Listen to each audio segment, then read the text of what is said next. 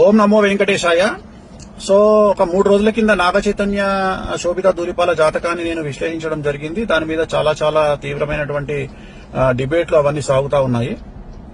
So నేను ఆ జాతకాన్ని చెప్పడానికి ప్రధానమైన కారణం ఏమిటంటే, నేను ఇంతకుముందు సమంత నాగ చైతన్య జాతకాన్ని చెప్పి ఉన్నాను కాబట్టి దానికి ఎక్స్టెండెడ్ గా ఈ జాతకాన్ని చెప్పడం జరిగింది తప్ప, నాకు మళ్ళీ నేను ఇచ్చినటువంటి మాట మీదనే ఉంటాను, సెలబ్రిటీ జాతకాలు చెప్పను అని చెప్పాను.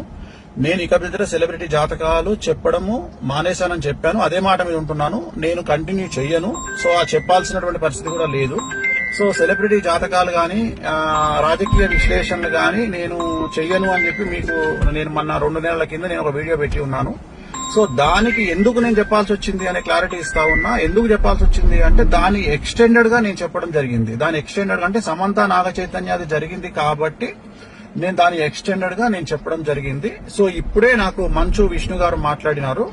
సో మా ప్రెసిడెంట్ మంచు విష్ణు గారు మాట్లాడినారు. నేను వారికి కూడా నేను క్లారిఫికేషన్ ఇవ్వడం జరిగింది. సో నేనేం చెప్పానంటే, ఇక మీదట నేను సెలబ్రిటీ జాతకాలు గాని రాజకీయ జ్యోతిష్యాలు గాని పర్సనల్ ఎవరికి సంబంధించినటువంటి వ్యక్తిగతమైనటువంటి అంటే సెలబ్రిటీ జాతకాలని విశ్లేషించేటువంటి అవకాశం లేదు. అది చెప్పను.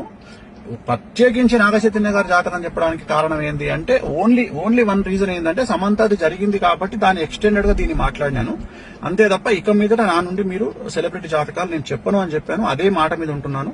సో మంచు విష్ణు గారితో కూడా ఇప్పుడే మాట్లాడినాను. మాట్లాడితే సార్ మాట్లాడినారు. సో చెప్పాను నేను ఇది పరిస్థితి అంటే, ఆయన కూడా వెరీ గుడ్ డిసిషన్ స్వామి గారు అని చెప్పారు. సో నాకు కూడా తెలుసు. కానీ ఈ ఒక్కటి చెప్పడానికి కారణం ఏంటంటే, ఆల్రెడీ జరిగింది కాబట్టి దాన్ని ఎక్స్టెండెడ్ గా ఇది మాట్లాడాను. సో ఇక మీదట నేను సెలబ్రిటీ జాతకాలు చెప్పను అనే మాట మీదనే ఉంటున్నాను. నేను ఎక్కడ సోషల్ మీడియాలో వేరే వాళ్ళ జాతకాలని విశ్లేషించే ఉద్దేశము నాకు లేదు. నేను ఇక మీదట పెట్టను. విష్ణు గారు కూడా వచ్చిన తర్వాత కలుద్దామని చెప్పినారు. సో ఇది నేను నా సోషల్ మీడియా ప్లాట్ఫామ్ ద్వారా నేను చెప్పాలనుకుంటున్న విషయము. ఇది డిసిషన్ అయిపోయింది. నేను ఓన్లీ బికాస్ ఆఫ్ అది ఎక్స్టెన్షన్ కాబట్టి సమంత ఇష్యూ, అందుకని చెప్పాల్సి వచ్చింది. అంతే తప్ప ఇక మీదట నా నుండి ఇలాంటివి మీరు ఎక్స్పెక్ట్ చేయలేరు. నేను చెప్పను కూడా. ఎలాంటి సెలబ్రిటీకి సంబంధించినటువంటి చెప్పాల్సినటువంటి పరిస్థితి నాకు లేదు. నేను చెప్పను.